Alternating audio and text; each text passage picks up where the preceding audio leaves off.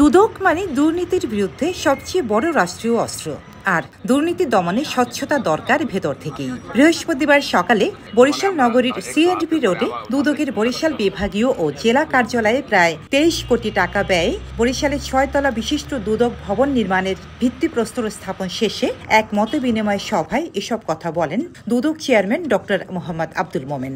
যে প্রকল্পে হয়তো সবশুদ্ধ 10 লাখ টাকা আছে, সেখানে আবার কোটি টাকা আত্মসাৎ করার কোনো সুযোগ হয়, কিন্তু সেটাও আমি পাই। এগুলি আমরা মানে আমরা রিপোর্টে গুরুত্ব দিতেই পারি না, আমরা দেখি যতটা যাচাই বাছাই করা। কাজেই এই দায়িত্বটা আমি আপনাদের উপরে দিলাম।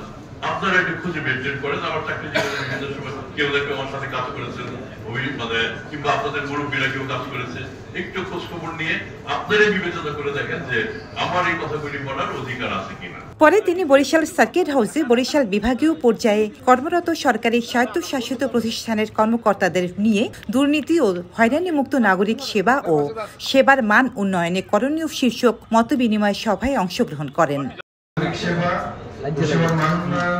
এই সভায় বরিশালের বিভাগীয় ও জেলা পর্যায়ের কর্মকর্তাগণ উপস্থিত ছিলেন।